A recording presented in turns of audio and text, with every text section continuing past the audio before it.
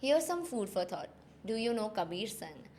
Dr. Kabir Singh is almost always intoxicated whenever he's performing a surgery. He drinks before or after while operating, and he's excelling at his job.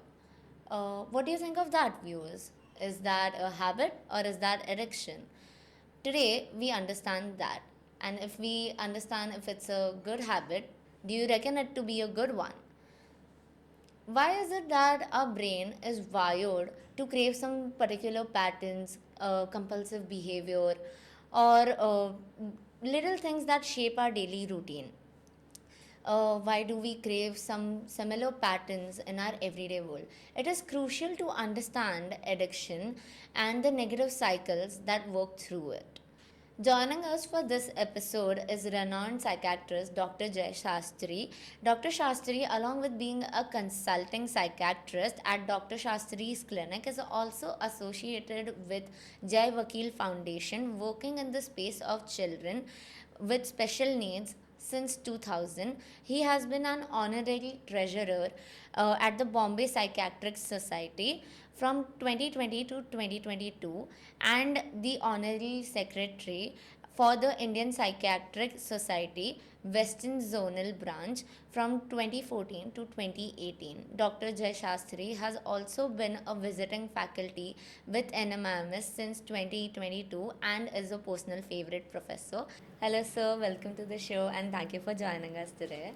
So, sir, did you know that 40% of our actions are carried out of habits, and those are carried unconsciously? So that's a lot of power invested into something that is not in our control. So I wanted to understand how our habits formed and how do they differ from routine. What is the relationship between them?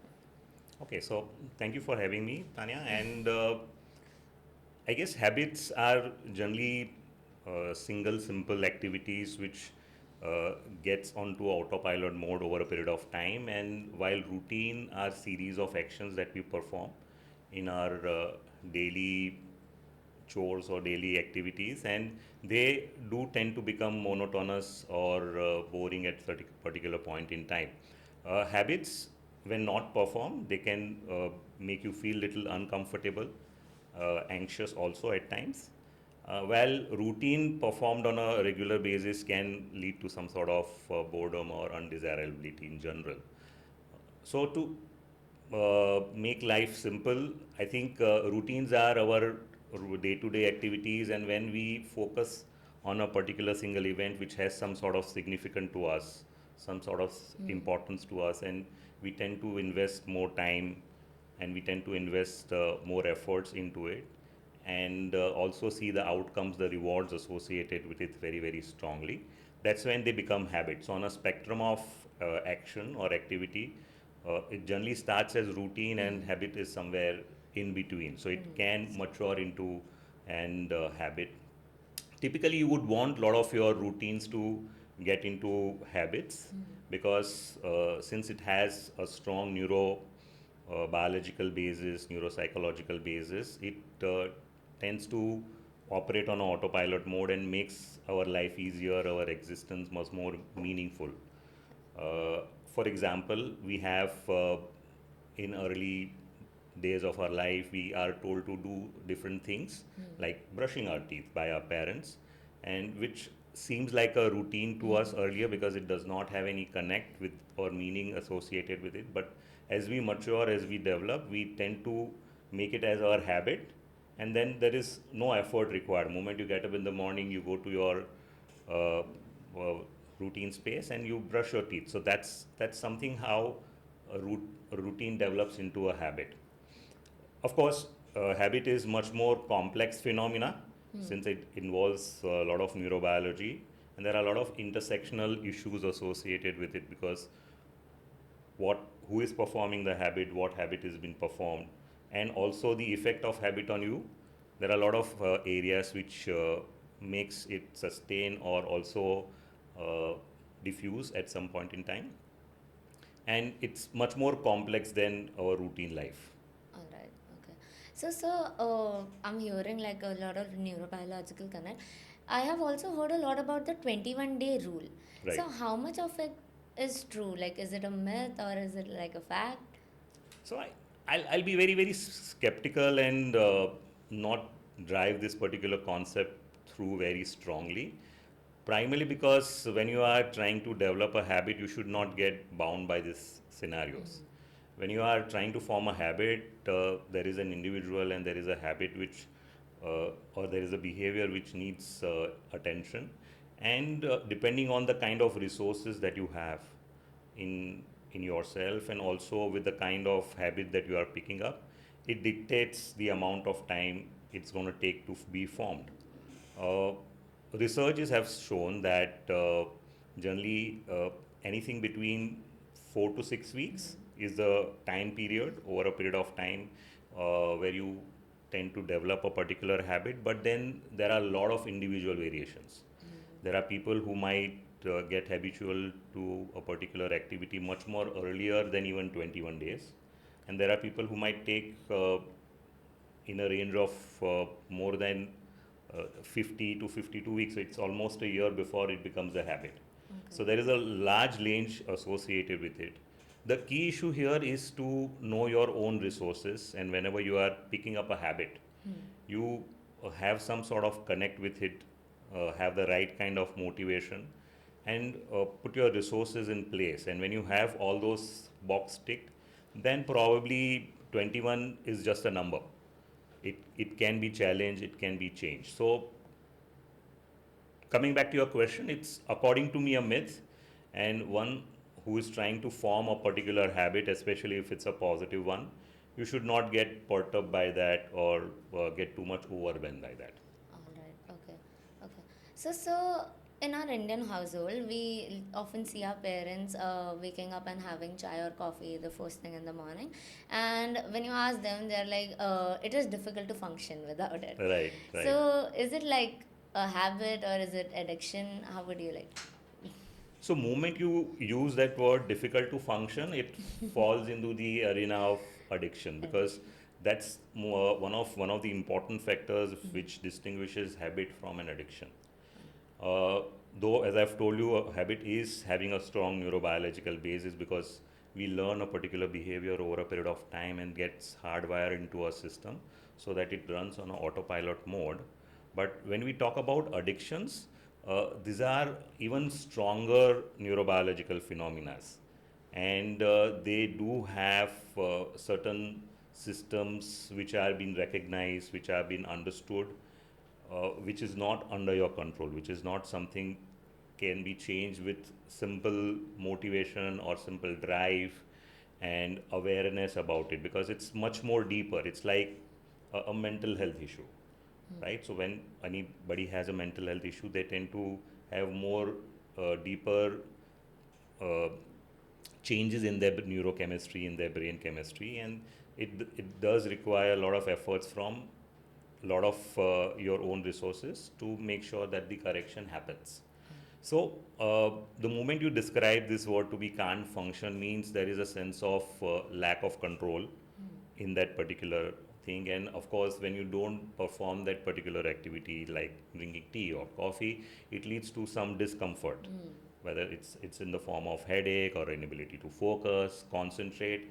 So it has a tendency to strongly fall into the ambit of addiction.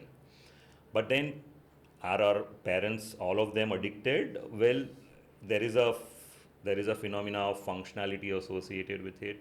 When you are not too much preoccupied with it, when you are not getting those behaviors out in more than a significant numbers, like say 1 or 2 cup Yeah. here and there, and not going into the double digits or something like that. So all those factors needs to be uh, considered when you are looking at it from an addiction point of view. But I think the key issue is the control. Moment behavior is controlled by you, it can be considered as a habit. But when it starts controlling you, when the behavior starts controlling Yeah. you, it can get into the ambit of addiction. Addiction. Okay, got it. So, the parents, if a parent is addicted to alcohol, there is a high risk that the child might also be later on in life Hmm. develop alcohol addiction. Hmm. Is there a genetic base to it? Right. And also, could you help me understand the dopamine relation? Like, what is the connection of dopamine and addiction?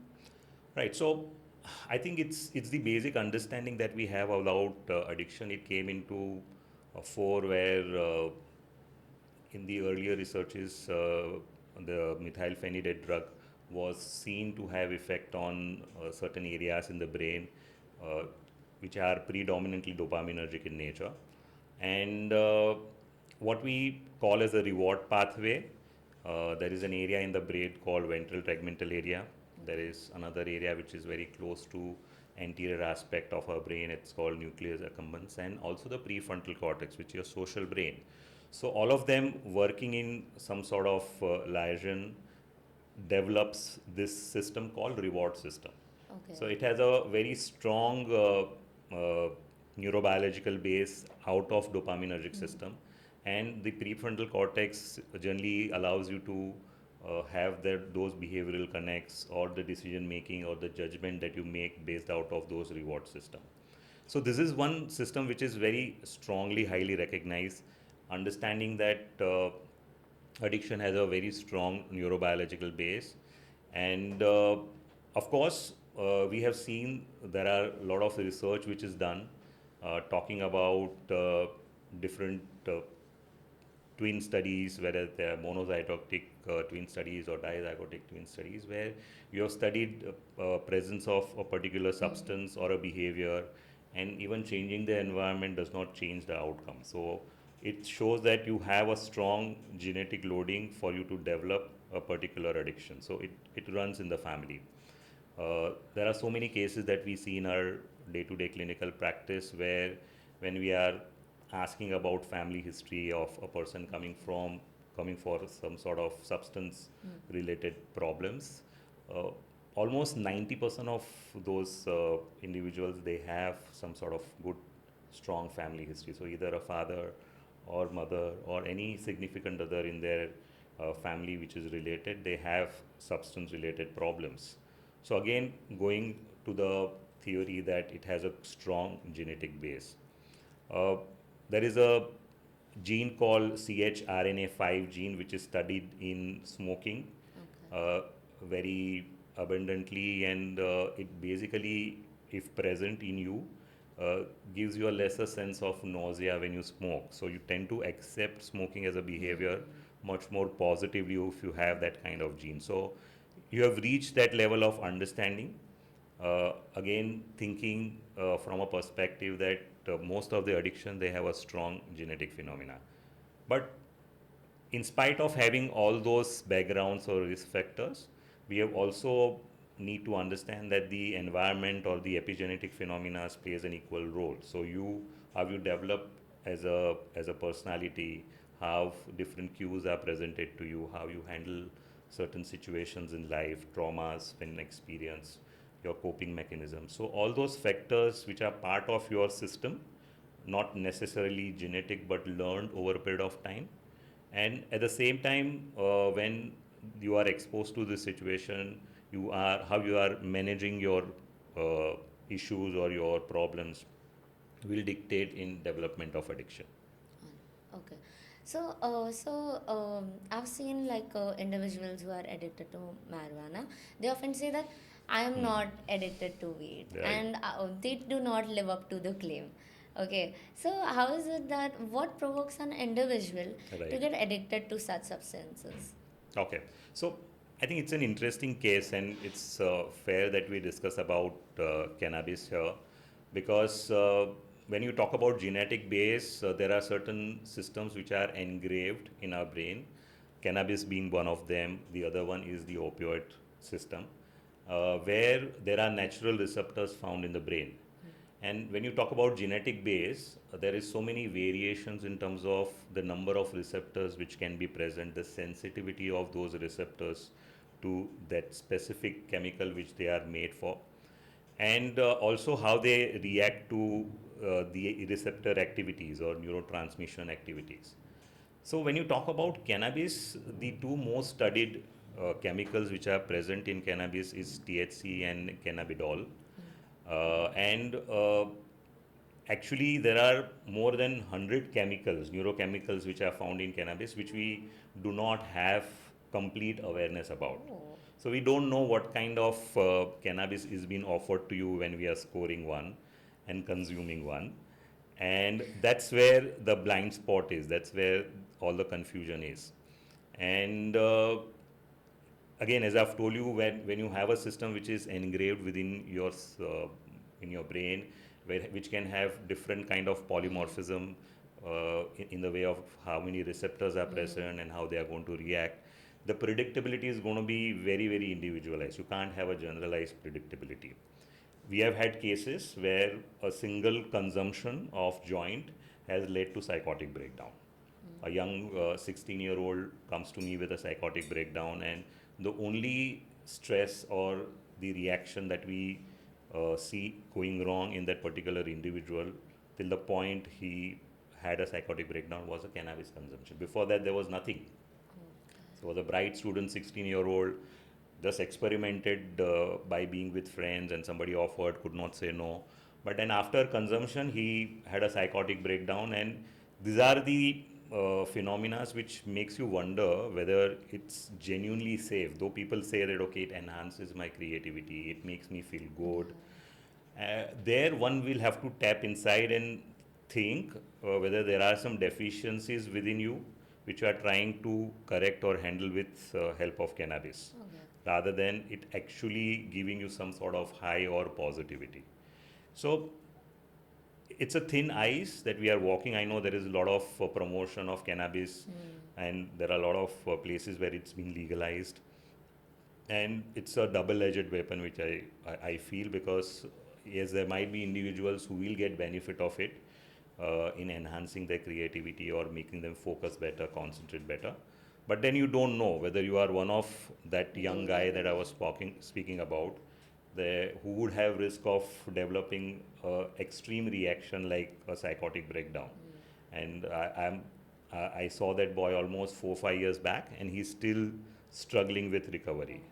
So imagine one consumption. So I would be, even if there are say thousands of cases which tells me, oh, it helps, but then that one case which tells me that life has gone uh, off track completely, will make me believe that you have to be careful about taking cannabis. And I generally ask people who come to me for cannabis addiction and related problems, I generally ask them, okay, if any of your near and dear ones, say your siblings or parents, tells you, okay, I want to enhance my creativity, I want to feel better, would you offer Oh. a joint to them? And most of the time, their answer is no. So what holds true for them does not hold true for the person who is consuming. So it talks about a lot of inner issues, and I guess one will have to handle it very, very carefully. So, sir, habits like waking up in the morning and checking your phone, going through reels, drinking coffee, or consuming excessive content online are relatively effortless to form than Yeah. compared to the habits that take more persistence and discipline. Why is that so? Okay, so I think it takes back to the basic question about the human who is consuming it and the system that is working, and also the kind of reward that we are getting. Typically, when you talk about such online activities or screen based activities, they have been designed in a way to give you a sense of wow or euphoria on an immediate basis. The dopamine rush that you typically see is almost immediate. See the amount of variations that you have in content. You have reels about cooking, you have reels about stand up comedy, sport, and name a thing, and there is, so it has the kind of variability, it has a kind of uh, different kind of content which is there, and it almost gives you a lot of options. And there is enough research which is done. In fact, people who develop this kind of softwares and programs, they have a neurobiologist on in their team for them to understand what kind of content or what kind of programming will make these activities more user engaging. So that's the word they typically use. What kind of user engagement that we have. and they work on this very very strongly, and that's why moment you write or type a typical word, the content related to that immediately pops up. One moment you are seeing a reel, the related reel starts coming up. So the AI and machine learning has made this task so easy and comfortable to be executed, but then the one who is consuming it is not aware about the kind of change which is happening at the brain level.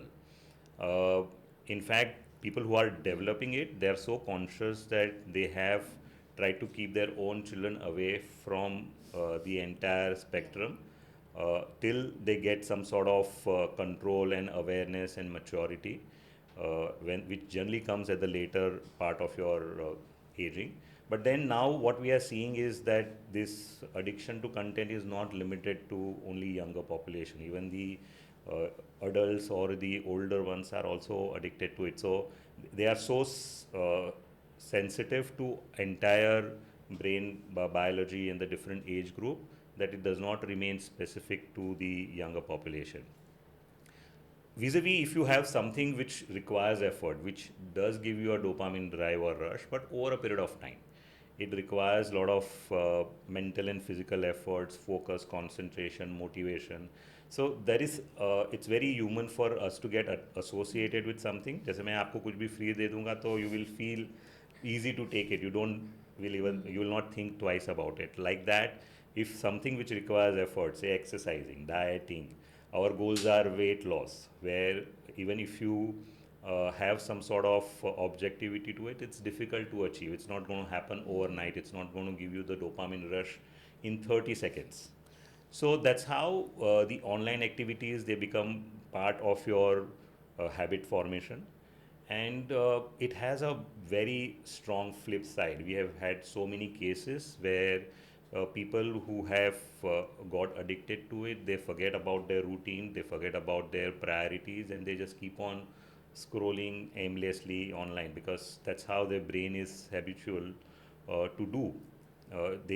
I had a case of depression where first thing in the morning he would pick up a phone and just keep on scrolling for hours together, and at the end of it he might end up feeling guilty because he knows the kind of impact that it has had, that particular behavior has had on his day-to-day routine and functionality.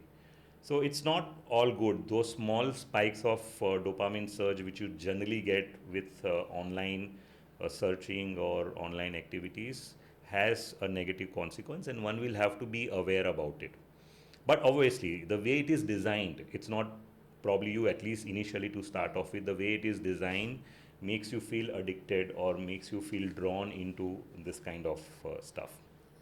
Okay. So there is this beautiful analogy that I've read that habit itself, the word, when you take off each letter, Right. there is something that still remains.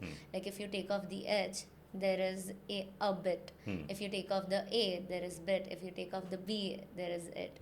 So it's said that habits are irreversible. The word itself is irreversible. How much of that is true, sir? Is it like are habits actually irreversible? I would not tend to believe it. In fact, habit is still an opportunity when it reaches the area. So I was earlier talking about the activity spectrum and routine being at one end of it. The other end is addiction. Habit is somewhere in between. So when you have addiction, it's a well-formed neurobiological process, and there you genuinely require a lot of efforts and help from external agencies to change it. But when you talk about habits, it's definitely not irreversible. It again goes back to the same two phenomena: who is forming that habit and which habit we are picking up. So it requires a lot of awareness from one side, and the kind of rewards that we get after forming that habit, whether it is a positive reward or a negative reward, it all entirely decides whether it's going to remain consistent or it's going to get extinguished. So to answer your question, I don't think habit is something which can be not changed, but it definitely requires effort because it's still a more hardwired neurochemical uh, behavior rather than something which is part of your routine. So that's something which one will have to keep in mind. Okay. Uh, so, what are the psychological mechanisms that go behind like sex, porn, or masturbation addiction? What makes them so compelling? Okay, so I guess when you are entering into more basic biological drives like sexual activities, uh, I think it has again more deeper neurobiological connect to it. And what the research have shown is that most of the people who are addicted to porn or sexual activities which are not termed as normal, they have some sort of mental health issues associated with it. Almost 60 to 70% of them have some sort of mental health issue. Uh, if we try and analyze this particular phenomena both from the perspective of the kind of rewards that you get, of course, it's a strong dopaminergic drive that you get once you experience or see pornographic contents or the behaviors following that. But then the availability of it, in the sense that it's such a easily available free medium, and the variety of it. If you try and understand their basic model, they also try and get you into the normal day-to-day routine life and the examples when they are creating films associated with it, larger than life human kind of structures which you don't have in your day-to-day routine life. So that's again gets very very strongly connected to. But I think generally it starts as some sort of inquisitiveness, some sort of variation in your day-to-day routine life, but then it tends to become problematic as a offshoot of your some inner mental health problems. I had other day a person with bipolar disorder, where in its manic swing he would get into viewing pornographic content on a very large scale, in the sense that he would spend hours together watching pornographic content, and also would be desirable to have sexual connect with the partner. So these are certain things which can exhibit as a part of mood symptoms, and that's something which one will have to be wary about. Uh, Again, research have shown that a lot of people who are consuming it, they feel guilty about doing it later on. So it's not that it's a pleasurable activity. So probably the same reward pathway which works for the substance Yeah. abuse, here the pathways are little different, and that's where you do tend to have a sense of guilt following it. And of course the complications associated with it in terms of the relational issues, the functional challenges which are part of the pornographic viewing or sexual behavior related compulsions, is making it much more complicated than otherwise.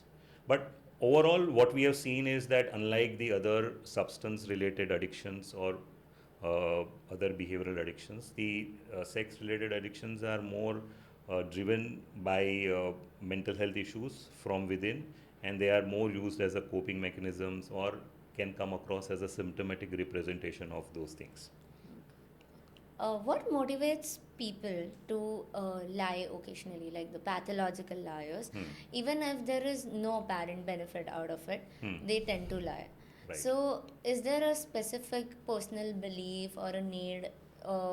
What drives the behavioral tendencies to it? Like, So that's again a very important and interesting spectrum that we are talking about. Lying generally starts as a defense very early in your childhood. You tend to do something just out of innocence, and there is some authoritative figure around who does not approve it, and then you hold on to lying or resort to lying as a part of making sure that you don't get into some sort of punishment or some sort of negative outcome of your behavior. But then people who have gone through emotional traumas, or has gone through some sort of relational issues, they tend to hold on to lying much more than otherwise, and they tend to create stories, they tend to create some sort of aura around them, which probably makes them more acceptable, more comfortable with their surroundings. So we tend to see this into different personality disorders, especially the cluster B personality, where you have antisocials, borderline personality disorders, histrionic. For the different reason, they resort to pathological lying. And the neurobiological construct of it is also somewhat more complicated than what we know for the other compulsive behaviors or habit that has been formed. But primarily, it also stems from some mental health issue or personality issue which is lying deep down within. I think generally when you have somebody who is pathologically lying, it's vital that we create an environment for them to be accepted better, and also for them to uh, be able to be their own self. So as a person who is trying to handle pathological lying should be comfortable with being lied to, and not feel very very perturbed or disturbed when you come across so much of negativity or lying as a pathological behavior from the other person. So I guess it is something which is psychologically complicated phenomena, but then if you have the right kind of support, if you have openness to accept this as a deviant behavior, then it can definitely be changed.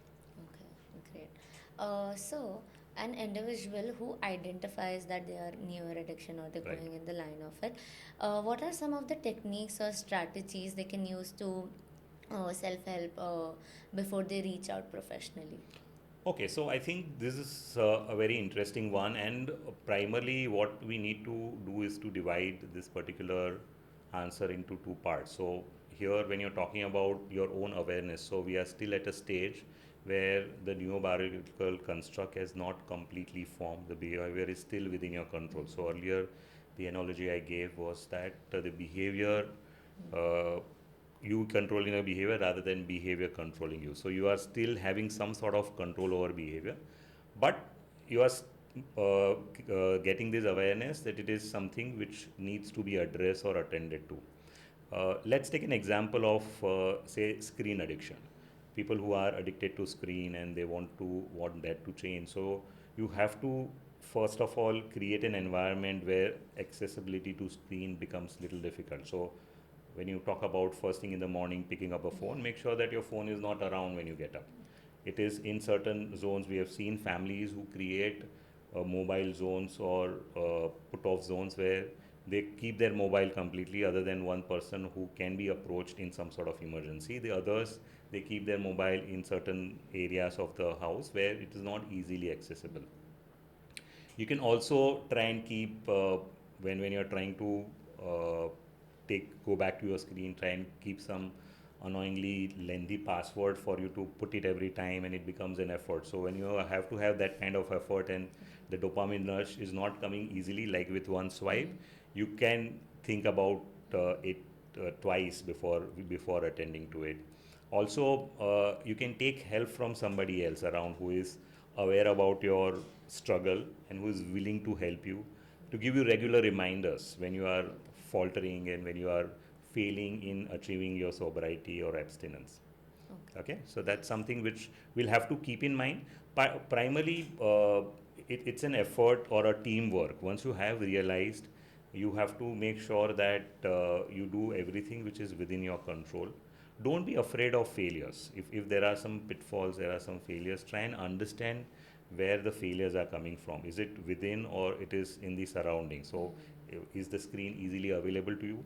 So you want to work on your environment, or you want to work on yourself. Even though you have kept the screens away, you are still longing to go towards you. So you need maybe different distractions to not get into the screen part very easily or effortlessly. So try and diverge yourself into maybe some sort of physical activity, involve yourself into day-to-day home routine, and see how best we can manage them. So when you have an earlier kind of scenario where people feel that they have still some sort of control, these kind of strategies can work. But when you have reached a stage of addiction, that's where seeking professional help becomes very very important, because they're denying that, okay, it's not a problem or I can still handle it, can be counterproductive. So maybe some significant other and the impact on the environment needs to be taken much more seriously here. and one can follow what exactly the others are reporting or conveying to them when they say "Oh, it's a problematic area." And if we try and reach out, seek help, of course, when you talk about substance abuse, there are specific medications that can be given. There are individualized therapies, group therapies that one can engage into and get rid of their substance related problems. And now we have even for behavioral problems. Like there are groups for people who are addicted to screens. There are groups where people are addicted to sexual behaviors, gambling, where you can be part of the group and there can be strategies which are uh, commonly shared. You know that you are not the only one who is suffering from that problem, so it tends to make you connect with the cause better. So there are different ways that one can handle, but working on self and working on reward remains the key here. All right. Okay. Okay. Thank you so much, sir, for joining us. I think today's session really gave me like a good reality check towards habits. It was great. Thank you, sir. Most welcome.